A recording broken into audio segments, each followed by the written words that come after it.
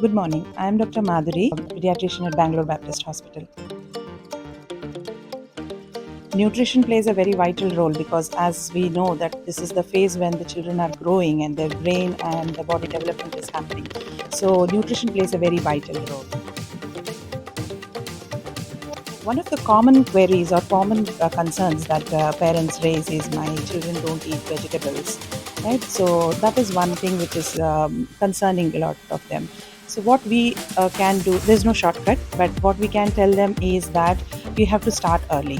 Like when we are starting the complementary feeds as early as 6 months, if they are introduced to the taste of vegetables, like in forms of soups and some purees, so children are more used to these tastes rather than the commercially available preservative laden foods. So when they start early, they are more likely to continue eating vegetables much later in life. As they grow, as they start growing, we can involve them, we have to make food more visually appealing to the children.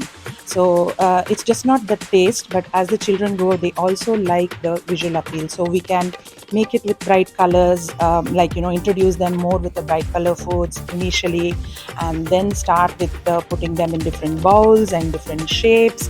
And in general, when we are feeding the children, it should be more of a fun experience rather than it should not be a war zone as to feeding the kids in a compulsive manner. We should avoid distractions and make it a fun game so that they really relish the taste and know the various textures. It also helps if you involve the kids in shopping vegetables as they grow, and give them choices as to what they would want to eat rather than be more authoritative. So this goes a long way. And more relevant in the present era is that when families sit together and eat together, the children see their parents. If they see the parents enjoying the vegetables, it would really help them a great deal because parents are role models for their children. So if they see that the parents are eating vegetables, they are more likely to adopt eating vegetables and fruits in their life. And also, we should not be discussing about our own food preferences in the children, so that that might influence them way too early.